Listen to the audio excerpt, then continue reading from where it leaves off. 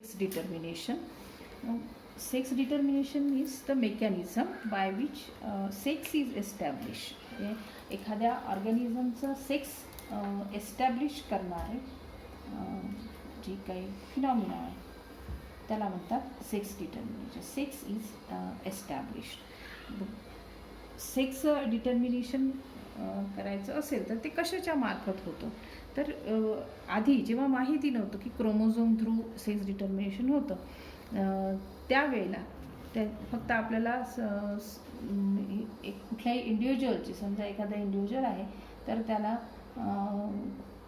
त्या इंडिव्हिज्युअलमध्ये दोन्ही प्रकारचे म्हणजे मेल आणि फिमेल दोन्ही प्रकारचे सेक्स ऑर्गन्स जर असतील तर त्याला आपण मोनोइशियस असं म्हणतो. काही झाडांमध्ये सुद्धा आपण हे बघितलं आहे मोनोइशियस कंडिशन.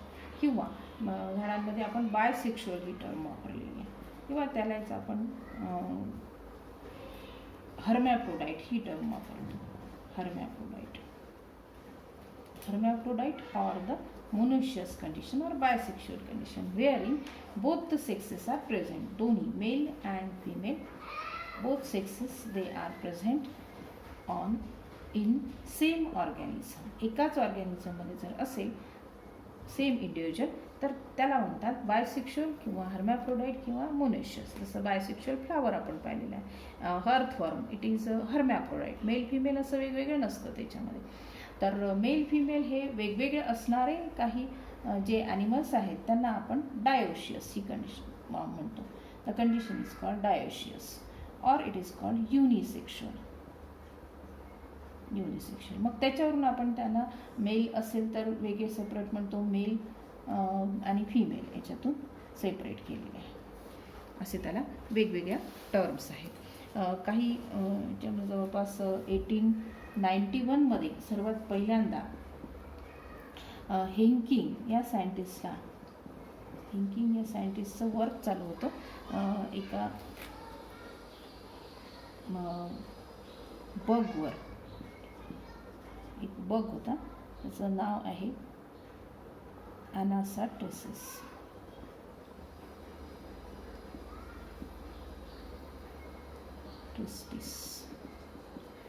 तर याच्यावर वर्क चालू होतं तेव्हा त्यांनी त्याच्यापासून काही क्रोमोझोम सेपरेट केले होते. काही स्पर्म्सवर स्टडी करत होता.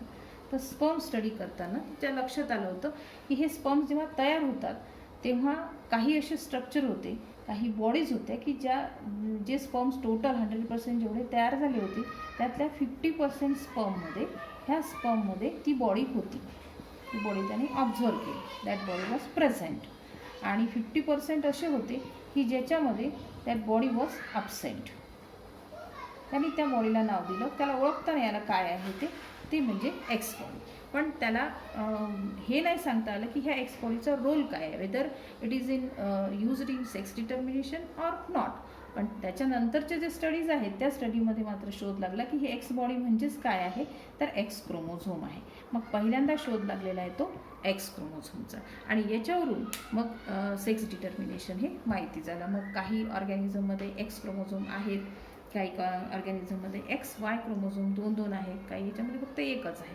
तर कसं होतं सेक्स डिटर्मिनेशन ते आपल्याला ह्युमन बिईंगशी संबंधित पाहायचं आहे. Sex determination in case of human being कसं होतं तसं ह्युमन बिईंगमध्ये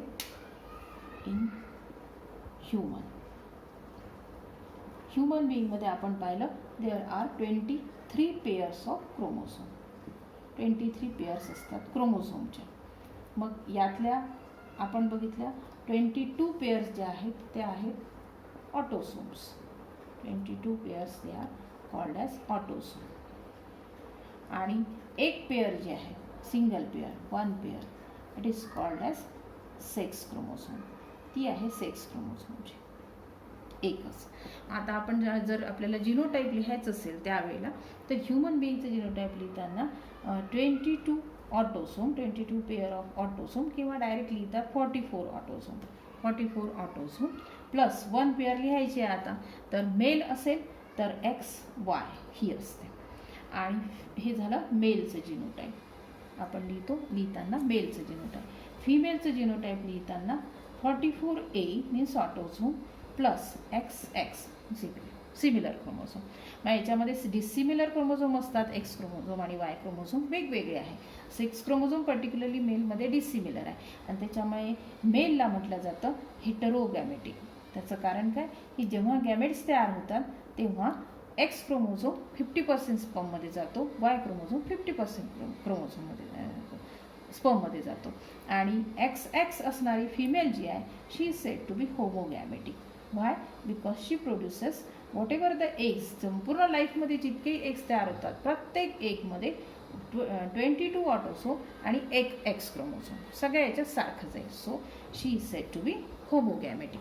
मग हे कसं होतं, सेक्स डिटर्मिनेशन कशा पद्धतीने होतं, तर यात आपण त्याचं सेक्स डिटर्मिनेशन बाय चार्ट पाहूया.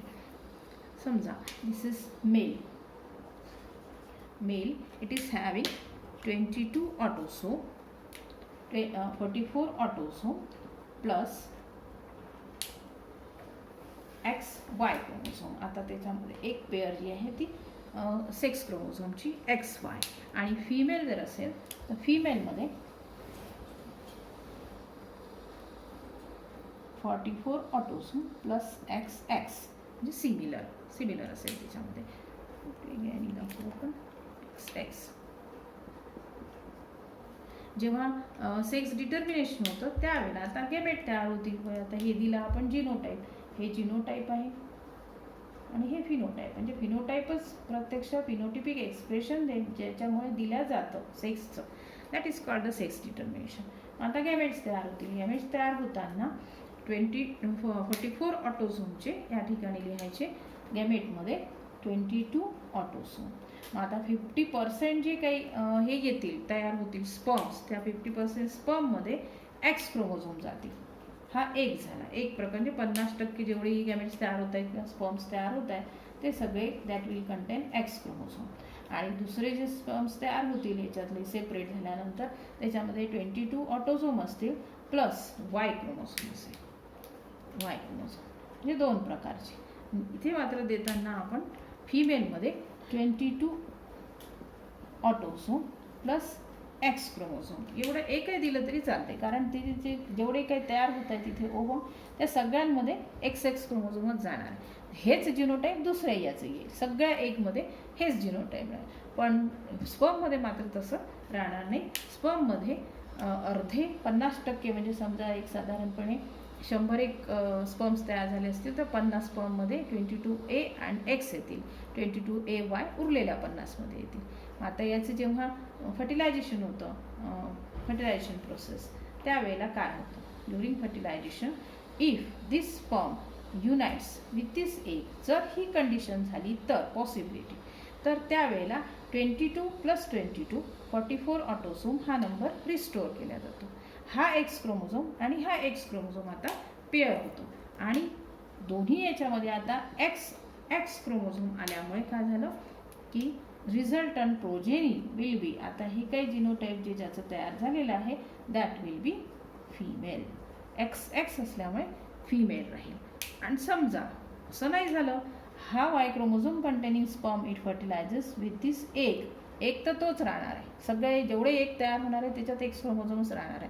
ऑटोसोम तर दोघांचेही सारखेच आहे, फरक आहे फक्त वाय क्रोमोझोममध्ये. मग जर असं झालं तर या ठिकाणी पुन्हा 44 ऑटोझोम हा नंबर रिस्टोअर केला जातो आणि एक्स आणि वाय क्रोमोझोम सोबत येतात. इथे एक्स क्रोमोझोम येतो आणि इथे वाय क्रोमोझोम येतो. मग 100% ही जी काय प्रोजेनी असेल दॅट विल बी सन. इथे डॉटर. म्हणजेच ह्या सेक्स डिटर्मिनेशन जे आहे ते प्रत्यक्ष फर्टिलायझेशनच्या वेळेलाच होतं. तिथेच फर्टिलायझेशन जेव्हा होतं तिथेच ठरलेलं आहे की मुलगा होणार की मुलगी होणार. And chances of having daughter and son, निसर्गाने सुद्धा कोणालाही जुक्त माप दिलं नाही, कुणावरही अन्याय केलेला नाही. 50% चान्सेस मुलगी होण्याचे असतात, 50% चान्सेस मुलगा होण्याचे असतात. तर त्यामुळे जेव्हा आणि जेव्हा फक्त when only Y chromosome containing sperm fertilises with the egg containing X chromosome, अर्थात तो तर एक्सच राहणार आहे तिथे, then only there will be possibility of having son in the next generation. And hence the father is responsible for the determination of sex and not the female. फिमेलमुळे ती homogametic आहे, त्याच्यामुळे ती काही सेक्स डिटर्मिनेशनमध्ये तिचा सहभाग नाही. तर मेलमध्ये असणाऱ्या वाय क्रोमोझोममुळे ठरतं की मुलगा होईल, आणि एक्स क्रोमोझोममुळे तर ठरणारच आहे की मुलगी किंवा मुलगा, दोन्हीमध्ये एक्स क्रोमोझोम जाणारच आहे. त्याच्यामुळे sex determination is completely dependent upon male and not the female. So this is the in case of human being how sex is determined, and in next video we will see the sex determination in other different organisms.